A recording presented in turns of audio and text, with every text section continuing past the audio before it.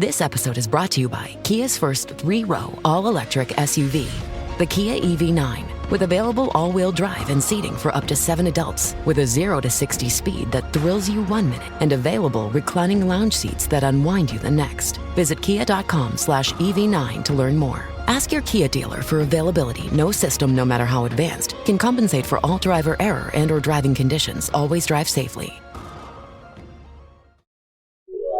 This is a Rogue Media Network podcast.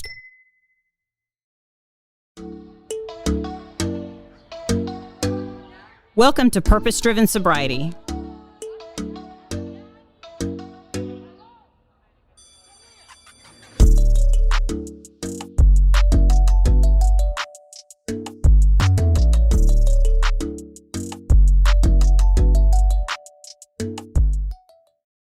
Thank you for joining the Purpose Driven Sobriety podcast. My name is Christine, and I'm an alcoholic. I would like to thank today's sponsor. We have a friend to those of us in recovery in Shannon S. Shannon, thank you so much for sponsoring an episode in honor of another previous guest, Courtney. So if you haven't caught that episode, be sure to go back and catch up. Courtney has a great story, and she loves to share her experience, strength, and hope. So without further ado, today we have Miss Lori on the show. And you're hailing from Wisconsin, right? Did I get that right? Janesville, Wisconsin. Yes, ma'am. Is it kind of cold there right now? Kind of, but it's not too bad. We usually have all that white crap on the ground by now, and for the last couple of years, we have not. Really? So, well, okay. Yeah. Okay. We're doing all right. We're doing all right. I'm taking it. Yeah. See, I don't mind that white stuff every now and then. Of course, I'm down in Waco, Texas. So it'll melt. Well, you know what happens here is we get ice. I mean, we don't get the pretty snow and you clear off the road. No, we get ice, and you don't want to be around us people when there's ice on the ground, because we never have an opportunity to drive in this. So we start to think that that's a Jerry Springer show right there. In Tennessee, that's called a Kroger. Right. If you have the store coming in or the storm coming in, you get to Kroger. That's right. Because you're going to be shut down for a week or so. Yep. Well, and that's the super Walmarts around. I can see it from where we're recording this. But yeah, we go nutso in that kind of weather. So anyway, Lori, thank you for coming on to talk to me. On the show, we just share our experience, strength, and hope with so that we can reach that person who is still suffering from the disease of addiction. And you know what I've found is it's really been a blessing, because this is actually episode 41. That a lot of normies listen to this show, a lot of family members and stuff like that. So it really helps them to get a different perspective on their loved one that's in addiction as well. So without further ado, Miss Thang, I would love to hear your story and what brought you into recovery, and all of your experience, strength, and hope. So I'm going to hand it over to you. Well, I can just start off with my name is Lori, and I always give my last name, and here's why: because if somebody needs help, I want them to be able to find me. Yep, so my name is Lori, Lori Sheets Blank, and I live in Janesville, Wisconsin. My sobriety date is May 15th, 1993. So, congratulations. Thanks. I drank, I got drunk, I fell down, and I realized I had a problem sooner or later, and I didn't get help for it for a long time. I can remember drinking at my dad was a German immigrant, and so there was always beer in the house, and I always thought the foam on the beer was so cool. So he'd always let me slurp the foam off the beer. Hello. And I can remember doing that. I mean, there's pictures of me doing it, and I have a diaper on. Wow. So, I mean, it was the normal thing. I can remember my parents got divorced at a very young age. I remember a lot of drinking in the family, in the house. We'd go to parties, family parties, get-togethers, a lot of drinking, fighting, all that kind of stuff, which I didn't think it was a big deal. I also noticed I didn't have friends over at my house. Now, were you an only child? No. Okay. Um, I have I have two older brothers, one that I was raised with and one that I was not. The one that I was not is quite a bit older. I think he's about 15 years older than me. And then the other brother is 4.5 years older than me. Okay. Okay. So, um, it was just a lot of yelling, a lot of fighting. It was just how the house was. And so, my parents got divorced at a young age. So my mom was working second shift, and we would have a babysitter that came in the evening, and she was really cool, really pretty. She had a younger son that came with her. He was a toddler, and she smoked pot. So she apparently thought it'd be cool to get a 7-year-old high. Oh, wow. There it began. Yeah. Um, so I'm already drinking the beer because it's not a big deal. And now the babysitter's getting the 7-year-old high because it's funny to watch a 7-year-old high. And so it was, drugs and alcohol were just normal. It was just normal. Mhm. So we moved into my mom moved into another house. The childcare was discontinuing rapidly, because my mom would come home probably intoxicated. I don't really know. I was so young, but again, I was always the child that was going to other people's homes.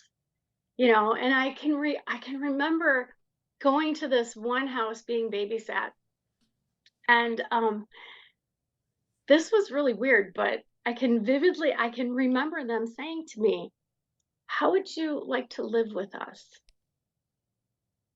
And I'm young, and there was no yelling and screaming, and I thought, well, that'd be really cool, but my brother, we'll both live here, right? And they said, no, it would just be you. And I said, I don't think I would like that too much, because it just would be, I felt my little spidey senses were up. It was like, this is a little Mhm. weird. Well, shortly after that, I was no longer going over to that house to be babysat. So as an adult and having that recall, I was like, I wonder if they were calling Child Protective Services and they were getting ready to take me in, and maybe parents or mom decided, oh, you're not going there no more, because Mhm. what do we do when somebody calls us out on our alcohol or drug use? Cut them Well, out. Yep. Cut them out. exactly. Mhm. Mhm. You You're dead to me. Yep. right. So, Mhm. and I know I that happened a couple different times in my childhood with babysitters. So I'm thinking that that's where that was at. Anyway, um, so life progresses. I'm in school, and I'm hanging out with the people that who do we hang out with? We hang Mhm. out with birds of a feather, right? Mhm. Mhm. So I'm hanging out with other kids that are doing drugs and drinking, and my house was the party house because, when you're being raised by somebody who drinks, drinking with them, my mom, she was all right with it. So I drank in the house, I did drugs in the house. It was life. That was just how life was. And then I started noticing when I got into middle school and later, my friends are all going to treatment. What the hell? Why? Why? Because the parents were swooping them and putting them into treatment. I wasn't going to treatment. And I was kind of intrigued about all this story. Well, what's treatment? What do you guys do there? And I can remember one of my one friend that got out of treatment. Their mom found their glass bong. Remember those glass bongs? Yes. Yes. So she took it, put it in the sink, and I guess smashed it. And we were all like, "Oh, that sucks. No more bong hits." Oh my Oh, gosh. bummer. Uh, so yeah, I progressed, and I think about what was I, 14? I think I was about 14 or 15 years old. I was introduced to cocaine, Oh wow. And that was nice Mm-hmm. because then I could drink longer, and it was just the progression. It was my norm. Doing acid at a party over the weekend. It was normal. I didn't it, Now, I will say this. I was not raised in a Christian home. However, how God worked in my life was I always had a Christian family close by my house that ended up taking me to church, and I learned about God, who I choose to call my higher power. Mm-hmm. And so at a very young age, I also had my first spiritual experience. I was camping, and I can remember this vividly. I was camping, and there had been some rain, and there was this, I don't know if, so there was a slide, and they had those like monkey bar things that came up and arched over, and you Yeah. climbed up on the dome over it. Yeah. See, yeah, we might be in the same age I group think here. so. and then you could slide down the big fat slide that you burn your ass on when it's hot out. Yep. So I'm sitting there, and all of a sudden the sky just kind of opened up, and like sunlight just came down. And I'm sitting there looking at that, and I can remember looking at it and going, everything's going to be all right. And I was young. How I old was were you? young. Let's see, it was out camping, and I quit doing that when I was about 10. So I was probably about 8 or 9. Oh, wow. And it was just planted in my head because I'm a firm believer that we will have things planted into our head for that recall eventually in life. Sure. And I can remember seeing the sun come down, after a rain, how it just kind of peeks through the clouds and it just comes. And I just thought, that's got to be God. And, you know, so then I ended up with another family when we moved, another family, and I recently got in touch with them. I've been able to actually write letters and thank people that have done the homes where I got to experience that actual family love. And so there was another family, and they took me to church. And earlier from that point, even there was a family across the street. And when things would get crazy at the house, I would call them, and they'd come running over to the house to get the fighting to stop and stuff. So, on a long tangent throughout all of this, I always wanted to change my perception of reality. So, the drugs and alcohol, no matter if I liked them or not, changed my perception of reality. I smoked pot, but I hated smoking pot. Hated it. Couldn't stand the way I felt, nothing. But it changed my perception of reality. Mm-hmm. So whatever I could get my hands on to change my perception of reality, I would do it. So long story short, or long, however you choose to look at it, I'm drinking, so on and so forth. And I think I was about 14 or 15 years old, and somebody was in treatment, and I attended an AA meeting at the treatment center, and it was in Rockford, Illinois.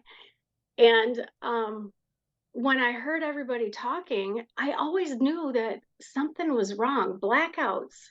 Why can't I remember some stuff that happened yesterday? Or why can't I remember this or that, and nobody ever explained to me what that was. I just thought that just sucks. I can't remember part of the day because I was young. So when I went to this meeting and I learned about what that was, I thought, oh my gosh, they're talking about me. That's crazy. And of course, I'm not going to stop or anything like that. So I still had the parties. I mean, my experience was bad. I can't say it was bad because all of our experiences were bad. Mm. But I can remember one of the times having a party at my house because my house was the weekend party spot. And one of the times, I got so bad that they put me in another room and thought maybe, and this was at my own house. They figured if they would just put me in the other room, I'd be okay. I don't know what happened. I don't know if somebody tried to come in there to take advantage of me or what, but there was what looks like some type of a struggle because there was they found me in the living room without any clothes on. A lamp was knocked over, and I'm not sure if a chair was knocked over or not, but it looked like a struggle. Mm. So they found me, put me back in the room, and I guess I passed out for the rest of the night, and then I was told about what had happened the next morning. Well, that didn't even make me think I needed to probably quit. I knew that there was a problem, but I just I wasn't going to give it up yet. Mm-hmm. So, I just won't show my face around those people for a while, and maybe whoever saw me will just kind of forget about it. But here I am 38 years later, and I didn't forget about it, and I share it because if somebody else is there, you know, look at that. Mm-hmm. You can get better.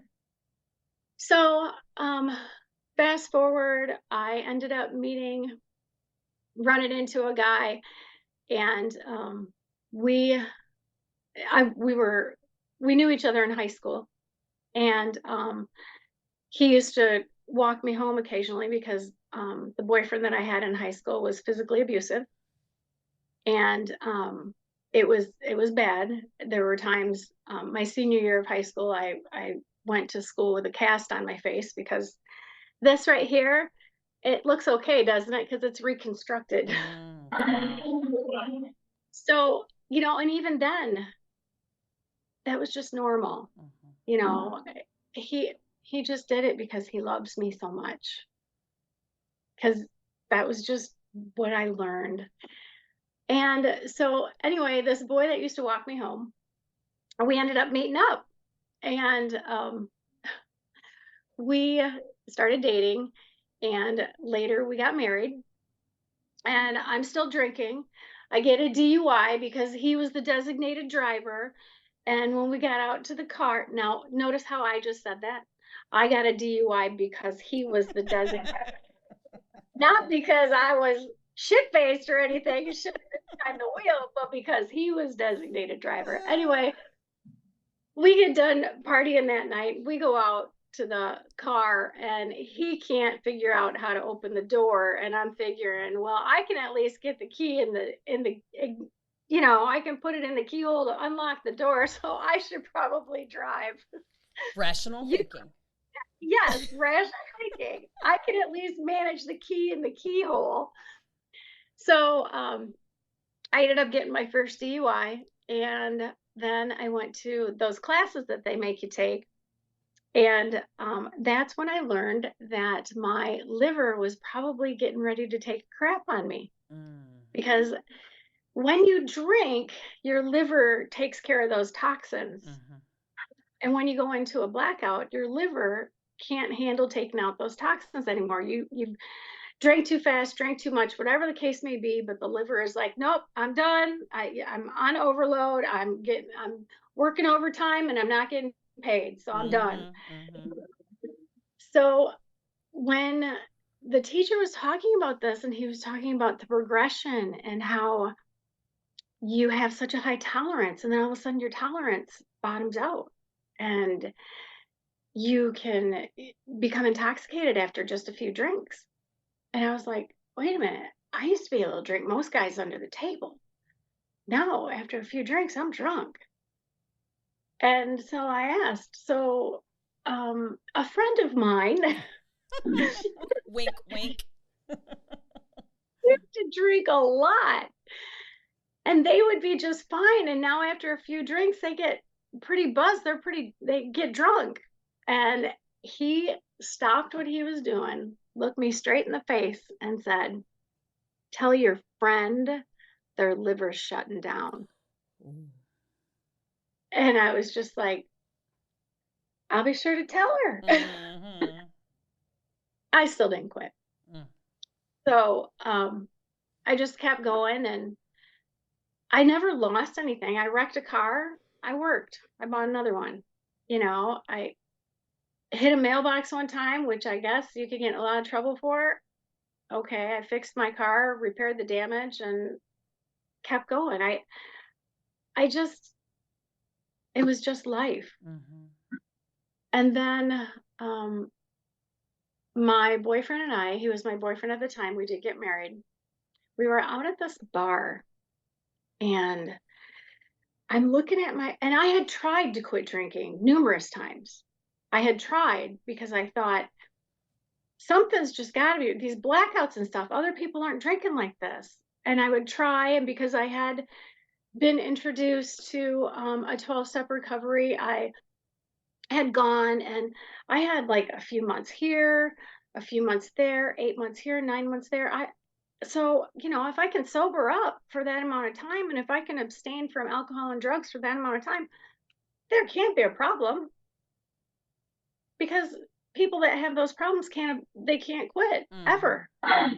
So I would just go in and out. And we were at this bar, and I'm watching everybody. And it was a perfect setup.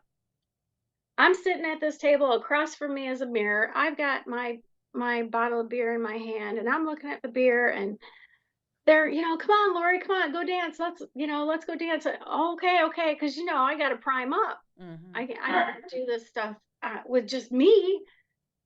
So I am looking at this beer, and I'm watching everybody out there having fun and having a good time. I'm looking at the beer, and I'm watching them. I'm looking at the beer, and I got pissed. I got just so mad, because I thought to myself, what is it about this that makes me not able to go do that without this? Mm-hmm. And I started thinking, what can I do without this? Can I do anything without this? Can I have a day of being happy without this? Can I have a day of being sad without this? Can I do anything without this? And it bought that I just it made me mad. And then it all just kind of clicked. And I thought, wow, I've got a problem. I don't even know who I am. I don't know anything. I don't know how to be sad. I don't know how to be mad. I don't know how to do anything without this. So I drank, didn't get drunk, because my whole night, I'm in my head about this now, but I knew what I had to do. So I continued to have fun with everybody, and I drank and all that kind of stuff, and played it off and had a good time. And on the way home, I told my boyfriend, I said, I'm going to quit drinking. And he looked at me and started laughing. And he said, yeah, right. Sure you are. I said, no, really. I am. I can't do this anymore. Yeah, okay, Lori. Well, I took that as a challenge. Mm-hmm. And it was the perfect challenge at the perfect time, because that was May 14th of 1993. Wow. So the next day, I went on I don't know how I found it, but I went to a 12-step meeting, a recovery group. And when I went in there, I told people, that it was my first time there, and I was new to the city, and so on and so forth. And it was the worst experience of my life. I was, no one introduced themselves to me. Nobody came up and talked to me after the meeting. Nothing.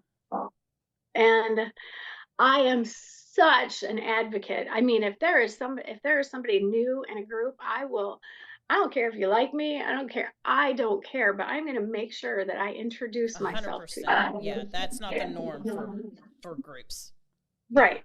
That's a shame. And this was, well, it was what it needed to be, because I was working in a bar at the time, and I was a waitress and a bartender, and I continued to do that for the first 2 years of my recovery, and it was fine. But what it ended up doing was I ended up going into finding churches. And I found a church that I absolutely love. And so for the first 12 years of me being clean and sober, I was in a church. I didn't attend 12-step groups. I didn't do any of that. Mm-hmm. And I remember after 12 years, I went, I had found a place that I liked to go to, and I went and got a coin. That was the first coin I got was a 12-year coin. And then I started to frequent this place and made some friends because I had made some friends through church that knew about different recovery groups and such. And so I continued to do that. And then, I started noticing more and more where people would stay and go, stay and go, stay and go. And it really broke my heart because it was like, what's going on here? Um, so there was this um, so we have a GM plan here in our town, had a GM plan. And my husband, who was drinking, he was still drinking, he was working at a provider for the GM plant. So when GM shut down here and the other plant, Lear, shut down as well, our finances took a hit. And I thought, oh my gosh, what am I going to do? What are we going to do? What are we going to do? And I had always wanted to be a substance abuse counselor. So I became a substance abuse counselor and got my substance abuse counselor in training license. So I started working at a rehab and I loved it. So now this is 2008, 2000, 2009, 2007. Okay, so in recovery, it is not always a bed of roses. I have experienced loss. I have experienced a house fire. I have experienced so I was separated. Um, Probably would have gotten divorced, but he passed away before that could happen. So, I mean, it was just a rash of stuff. So I started going back to 12-step recovery and I started finding a really good group of people. And so when my husband lost his job and I had already been in the process of wanting to becoming a substance abuse counselor, I got a job at a rehab here in town. Loved it. Absolutely loved that job. And just loved helping the people. I was running a primary house where people were coming in, sick, really reminding me of how bad things can be. And I loved it. I used to call on the weekends when I wasn't working just to see how my people, and that's what I would say, how are my people doing? And so the it, they ended up finding out that I was calling and saying that. So then I acquired the nickname of Mama Peeps. So I'd show up and they'd be like, "Hey, Mama Peeps, how's it going?" Which I thought it was just funny, but I just loved that connection. And then my husband passed away in 2010. We had begun proceedings for a legal separation in October of 2009. And then in February of 2010, he passed away. So now I'm in this town where I have my core group of people that I had met in recovery, so I could really lean on them. And then it also made me realize why I was so active in my church. And that was because those were the people that really loved on me when all of that happened. So through all of that, I never had to drink. I never had to use drugs. I didn't have to do any of that stuff, because I had all of that support. And that really put in that foundation for me of my higher power. So I'm trying not to get to where it's like I'm jumping around, but you know how I can do that. That's It's just, okay. then this happened and then that happened.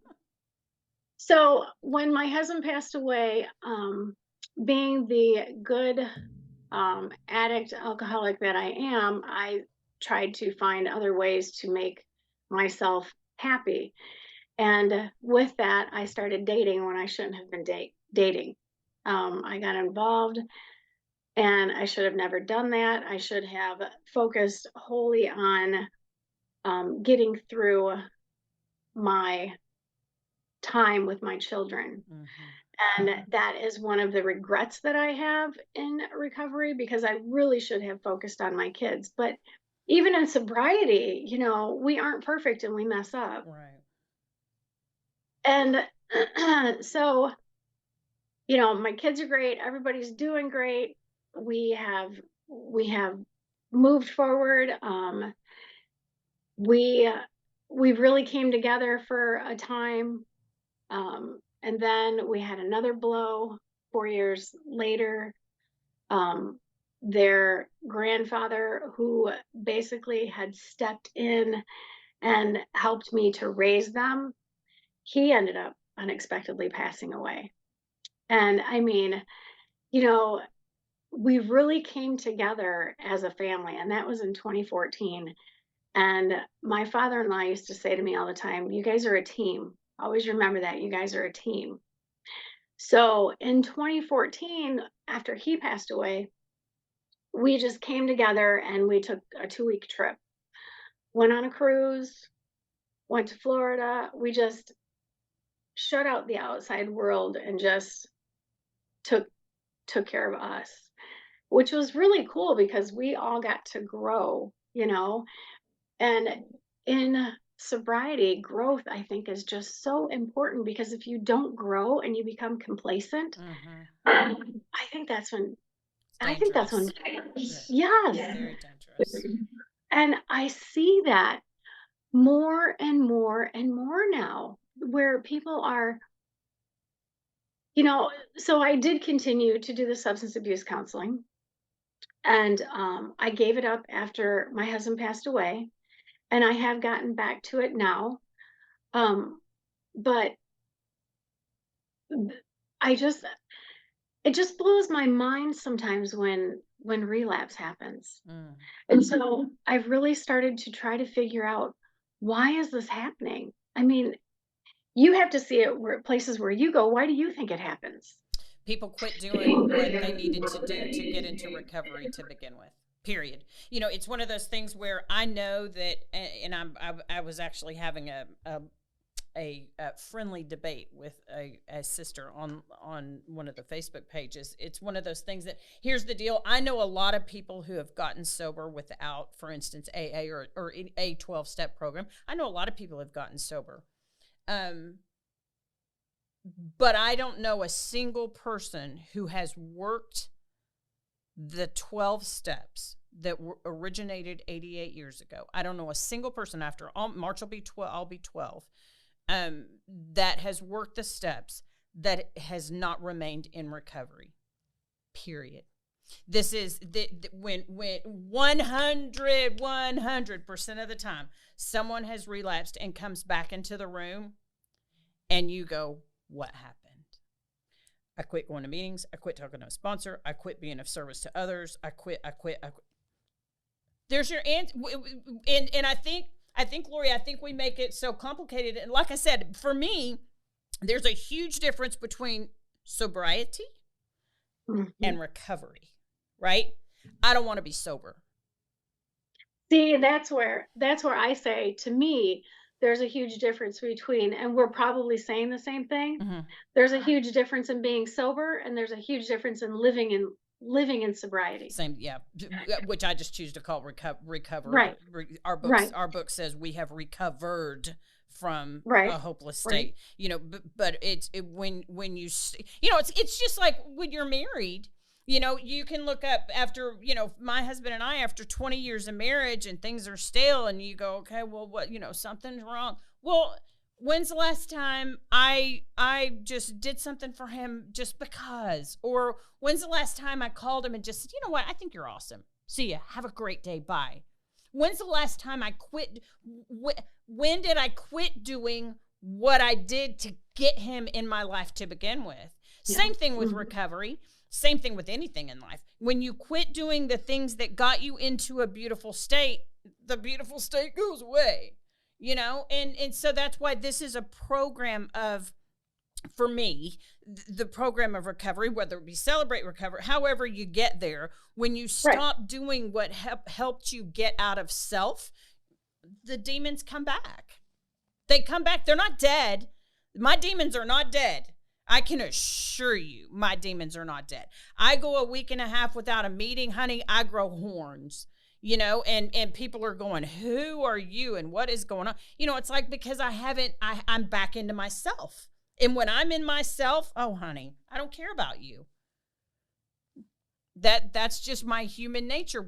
When I'm so obsessed with myself, I can't possibly be of use to you or anyone else.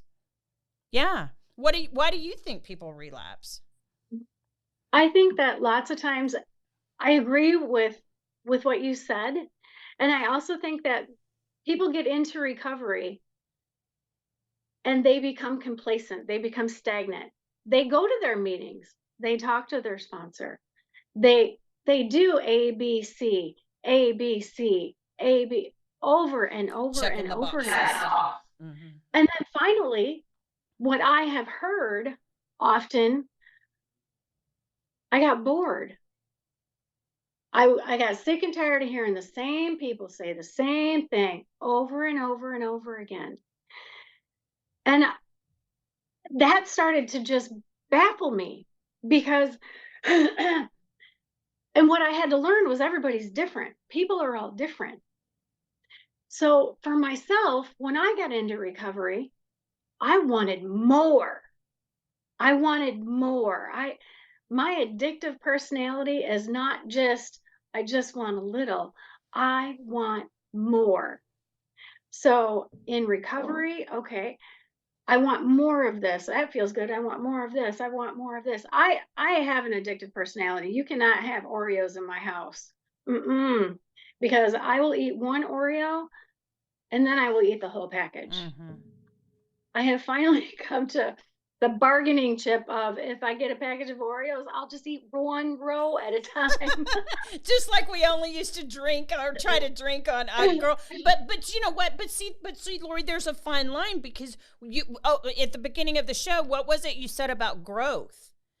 Well, that's my point. It's like, that is my point. Wanting more doesn't necessarily mean it's a bad thing, because if you're not growing, you're dying, right? So, and that is exactly my point. Right.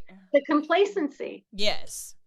Because complacency will kill. Mm-hmm. And I just got to a point in sobriety where it was just like, where I want more. I want more of the good stuff. Mm-hmm. I want more of the sobriety. Mm-hmm. And like, you have purpose-driven sobriety, and I started a thing with, not to do a plug or anything like that, but I started doing sobriety with purpose. Mm-hmm. Same type of thing. I didn't just get sober to just have sobriety. I want to live in sobriety. Mm-hmm. I want to do this stuff. And then, so that made me really have to look at, okay, I've had all of these years sober, and I'm watching people go in and out, in and out, in and out. What is going on? Are people even really finding out what the definition of happiness is for them? Because recovery is not a cookie cutter process. Mm-hmm. It is not just stamped and everybody gets the same thing over and over and over again. We all have so many different things that we have to go through. I mean, I have seen people have 20 years in recovery, and the next thing you know, they are losing their mind. Mm-hmm. Or they're being, they're allowing treatment that they shouldn't allow, because they just don't know any better. And I love 12-step recovery. 100% love 12-step recovery. But you even said yourself, I become selfish and self-centered. I sometimes believe that people think, when they're thinking of themselves, they start thinking that that's wrong, and that that means they're becoming selfish and self-centered. I have a woman who I started talking to. She lost her daughter. And because she wanted to do something, she then started saying, "Oh, but I'm being selfish and self-centered. I'm being selfish and self-centered." And I just was like, "What are you talking about?" And she said, "Well, I'm only thinking of me if I do this." Honey, you're grieving. You can think of you. Yeah, that's self-care. There's such a thing as self-care that, yeah, if yeah, you have to, well, and that is, and you're right, there is a double-edged sword, because we say that this is not a selfish program, but then in the same breath we say tune the entire world out and focus on yourself. So it's like, Right. okay, well, the steps are numbered for a reason.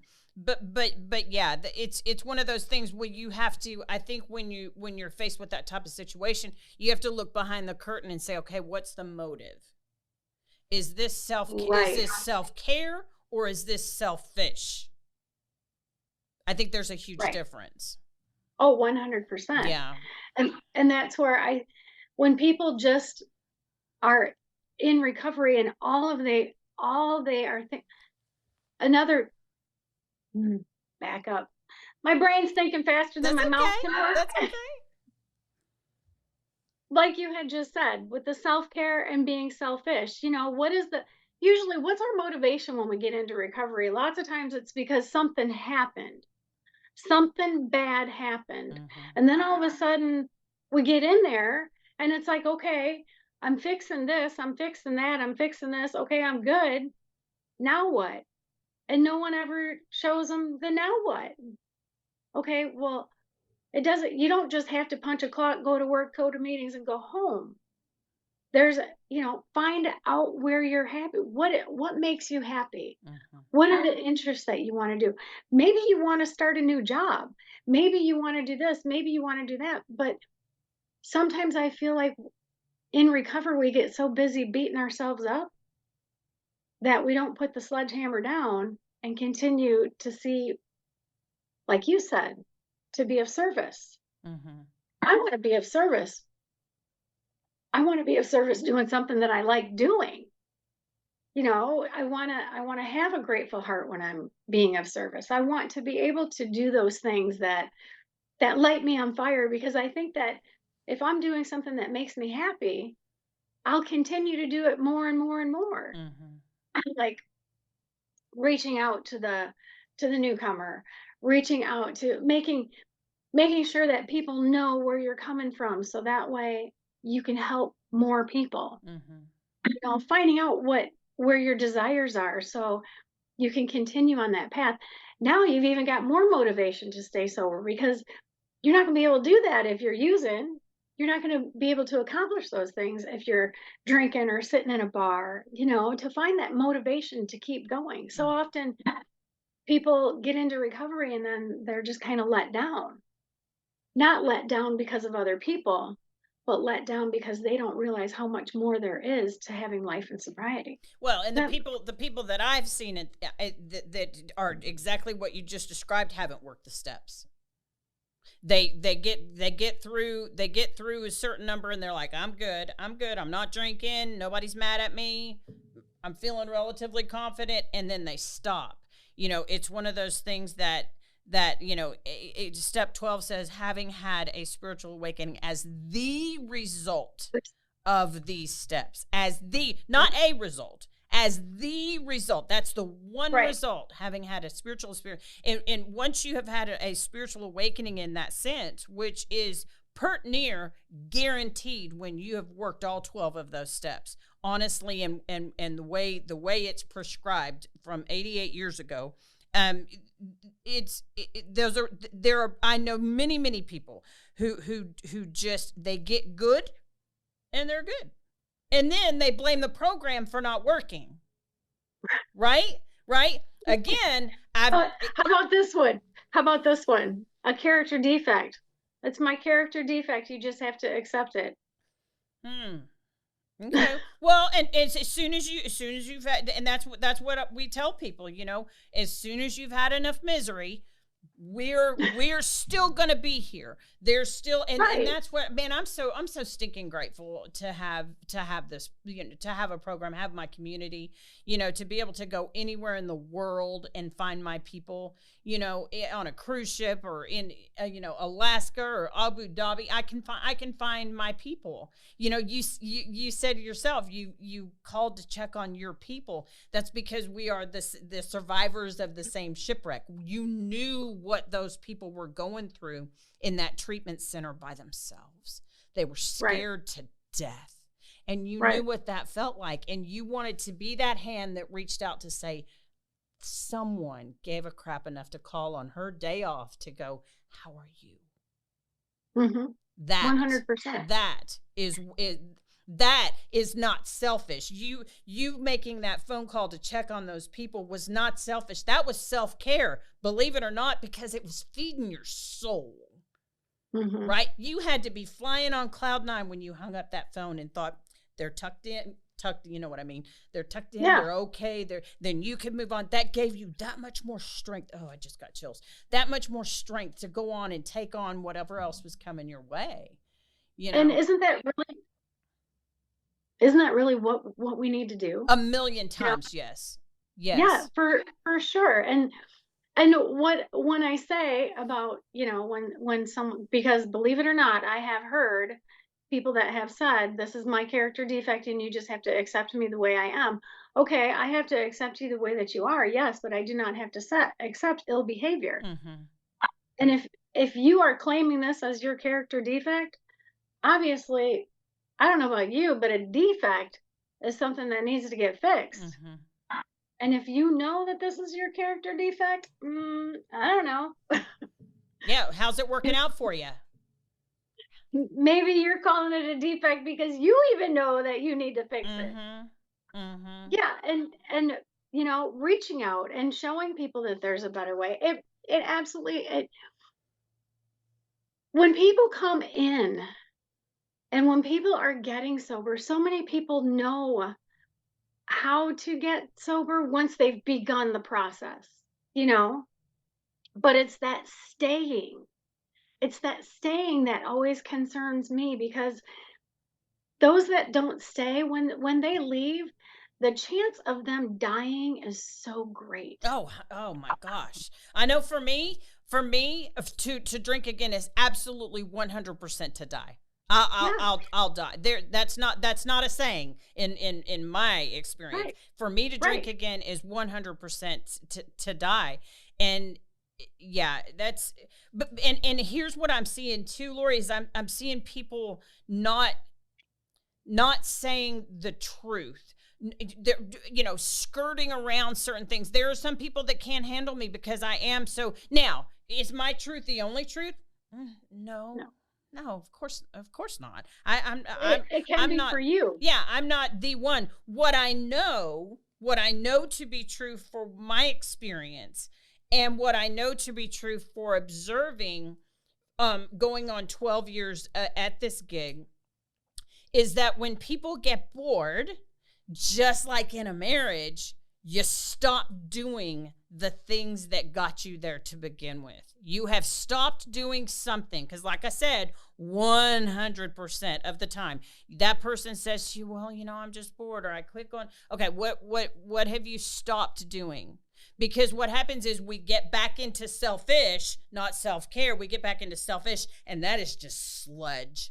That's a gross place to be. When you're it's just gross. You hate yourself. You hate whether you're willing to say it or not. Most people's experience or their actions and their words and how it's outwardly just oozes out that toxic self stuff. They quit doing what the program prescribed to do. Period. And that is our primary purpose. Our primary purpose, 100%, because I've got the video camera, 100%. Our primary purpose is to stay sober and help another alcoholic addict. Period. You can't decorate that. That is it. That is, if you want recovery, that has got to be your primary purpose, is to stay sober because you can't give away what you don't have, and to help another human being's soul. And you just really touched on something. You cannot give away what you don't have. Good and bad. Right? Good. Right. If I don't have hate and resentment and anger, because honey, I can give that away. I can give that away. I walk up to a checkout stand and I'm ugly to this checkout person. You think they're going to be kind to the next person? Or do you think they're going to be, honey, I can give away bad stuff too. For sure. Oh, 100%. I'm getting all comfy now. We're getting into I know, right? I love it. I just love, because it's real. It's just real. It is. And here's the deal, you know, just like I said, there's normies that listen to this show. Substitute the word alcoholic addict for anger, resentment, fear, anything that keeps you from reaching your fullest potential. Anxiety, depression. I know there's clinical, don't write me letters. I know that there's clinical depression. I get it. Okay. That's not what I'm talking about. Because in my world, depression is because I didn't get my way in the past, or, God didn't do my will. And anxiety is that I'm probably not going to get my will, or God's not going to let me have my will in the future. That is most of the people I know. That is the definition of depression, anxiety. I know that there's clinical. Okay. There is clinical. I get it. And let me tell you, let me say, for those people that would choose to write those letters, if you have clinical depression and you are choosing to drink, you are making the clinical depression worse. 1,000,000 times worse. It is not self-medicating. It is delusional to think that you are actually medicating, because you're not medicating. A doctor prescribes medication.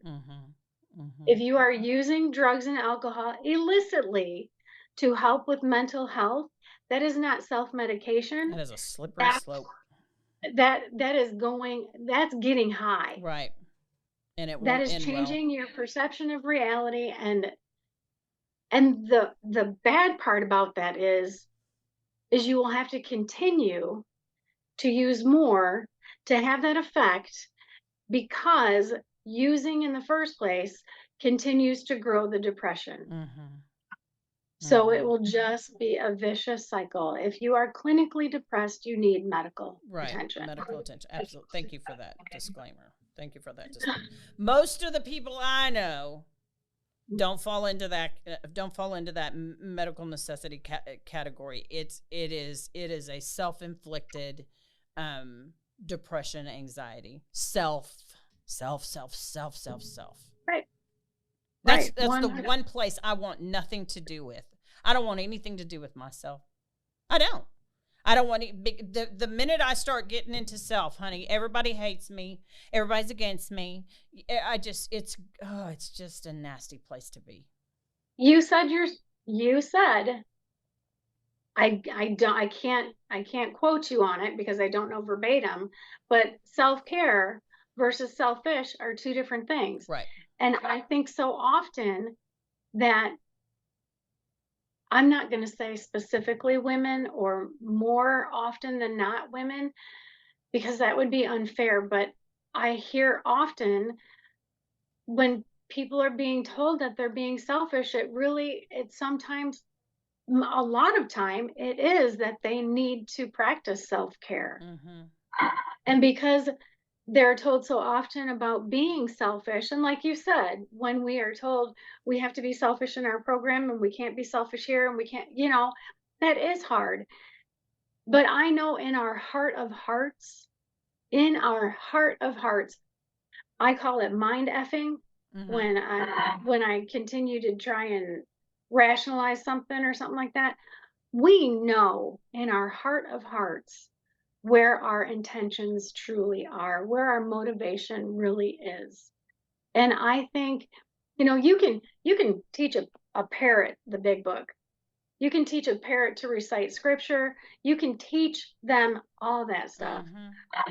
But the person that I want to learn from is the person that I see outside that has all of where I can visually the promises are coming true in their life. And I have said this before. If I have $100,000 and I want to invest it, I'm going to research who makes money, and that's who I'm going to invest it with. Mhm. I'm not going to invest it with somebody that just shows up and can spout off some Dow Jones and can spout off some this, and Right. this. I'm not going to say, oh, well, you sound really good. You sound intelligent. I'm going to hand you all my money. Mhm. I'm going to make sure that the person I'm handing it to has a track record of some quality stuff, you know. And I am grateful that in my time of recovery, in my time of being sober, I have sought out those people. I don't go to a lot of meetings anymore, but I am involved in so many other things that feed my recovery Mhm. that I will continue on that path. I um I head up meetings for our county jail. So I do attend meetings there. There is a weekly meeting that I like to get to when I can. When I travel, I like to go to meetings. As a matter of fact, I just was in Poughkeepsie, New York, and I had a couple days extra, and I thought, I'm going to drive out to Vermont and go see where Bill Wilson lived. Mhm. So I went to his birthplace and I went to his grave and I attended a meeting there. I am in recovery and I am going to continue to feed my recovery, but I'm going to do that with a purpose now of helping the other person. Mhm. It's not just because I want to continue to how do I say this correctly? I'm always in danger of relapse because I am the person that I am.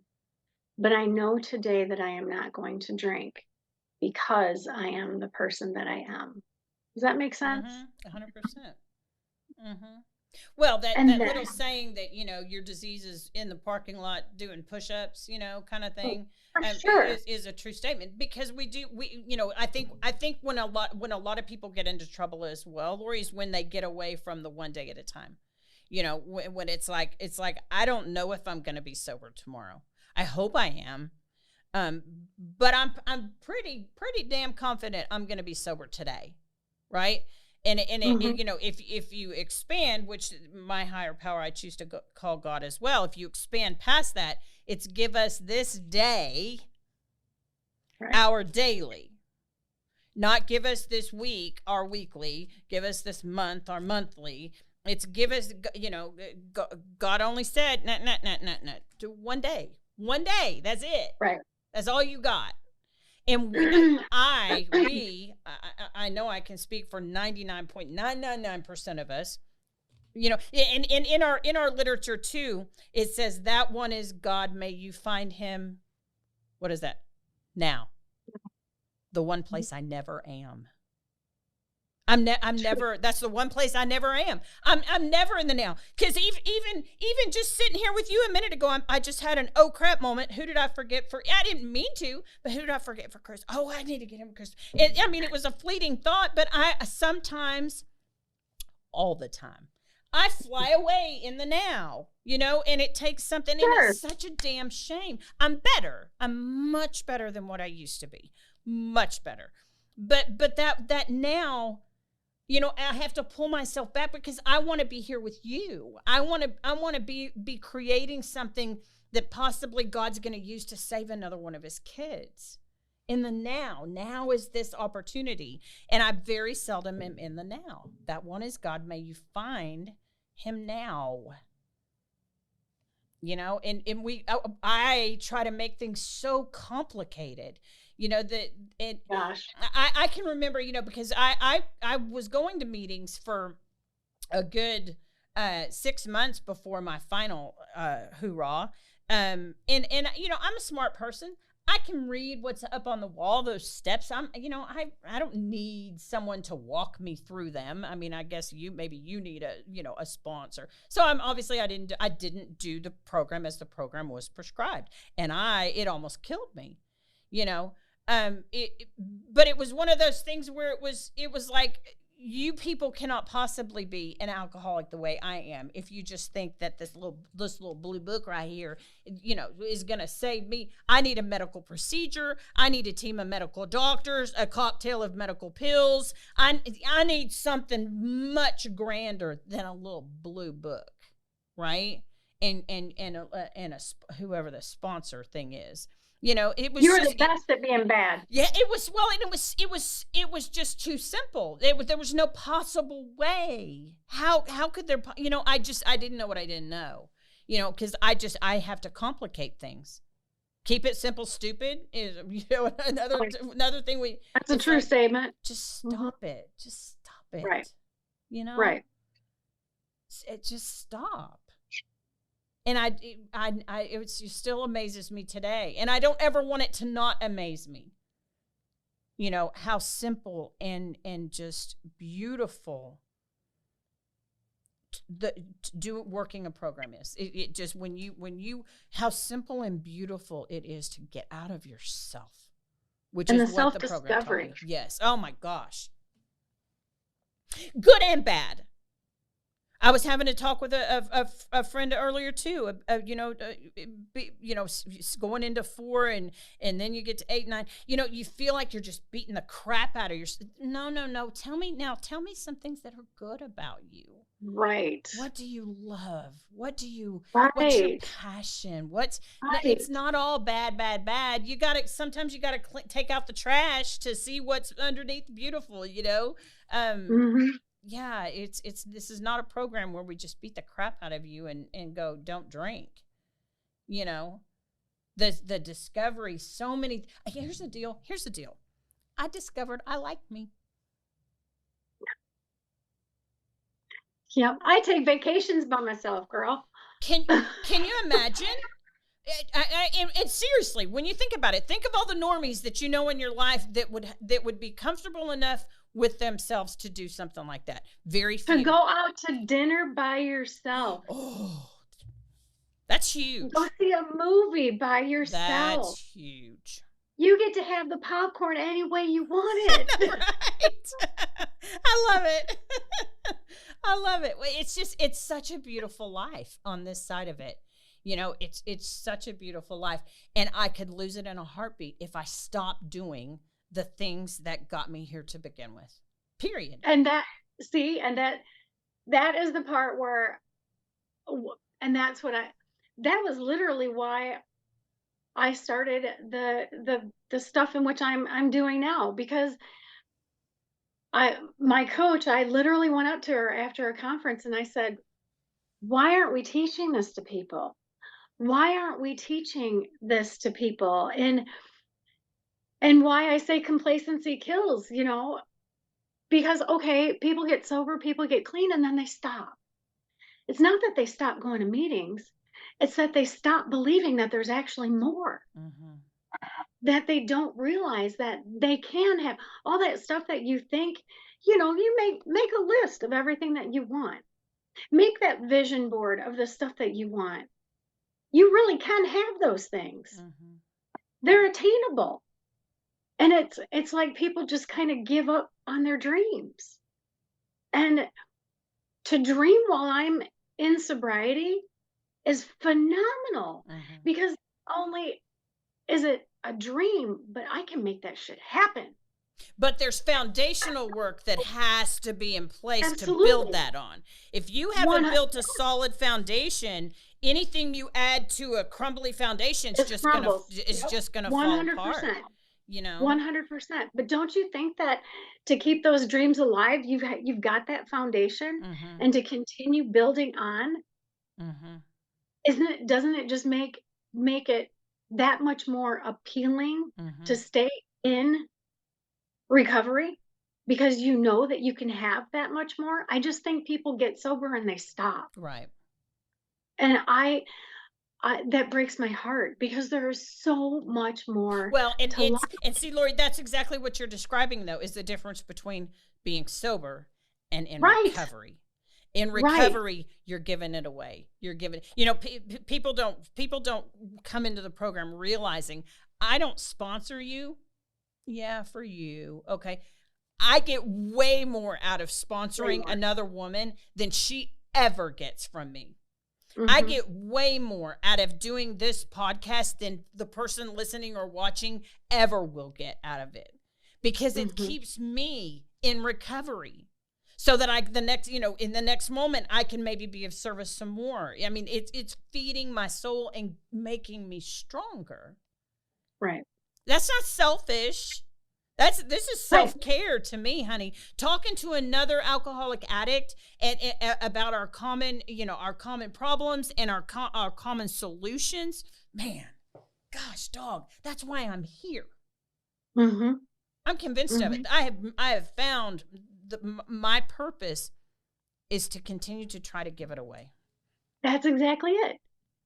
And what if other people found their purpose? Because you have your purpose in this, and your purpose drove you to doing a podcast.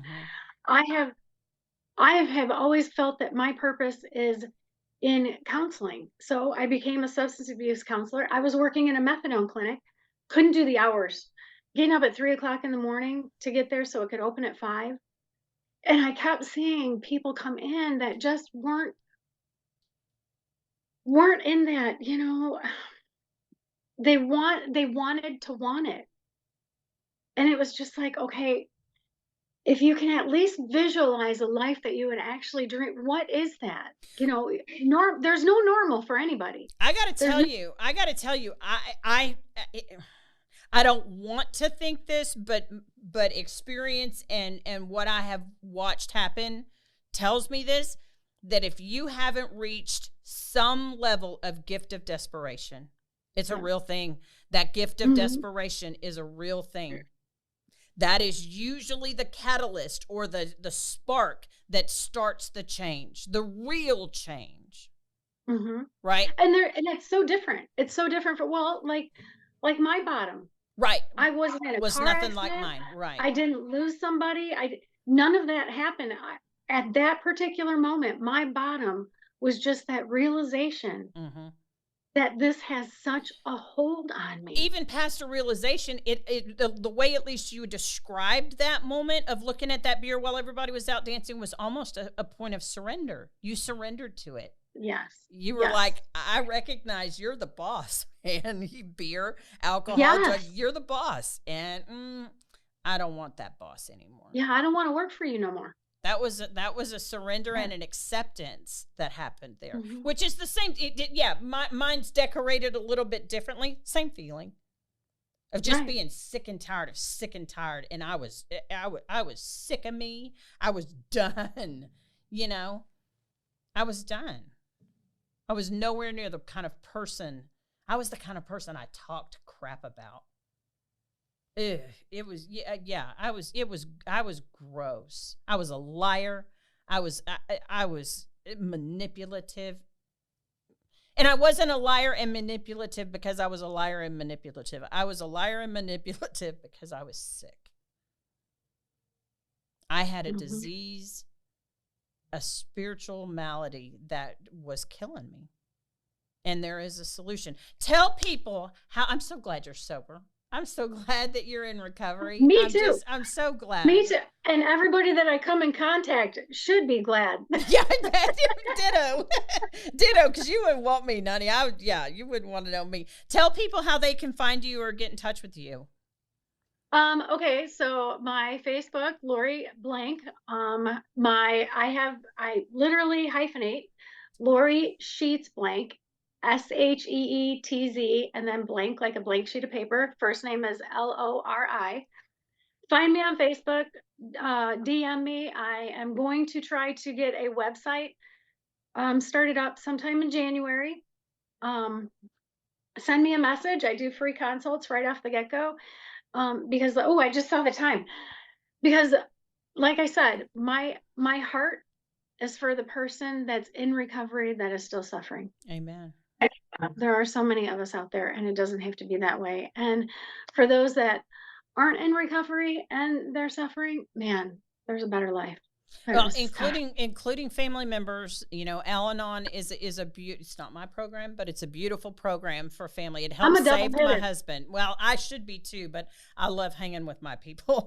I love the AAs, but Al definitely, I qualify pretty much for every ism that there is out there. Mhm. But Al-Anon is a beautiful program for family members. It is. It really helps save Rick's life. You can hear his share. I think it's on episode 3, so or something like that. Go back and look. But anyway, thank you so much for being here. Thank you. Happy holidays.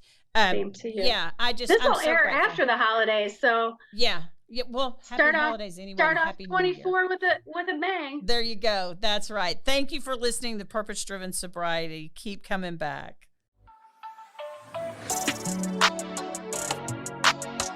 Thanks for listening to Purpose Driven Sobriety. Keep coming back.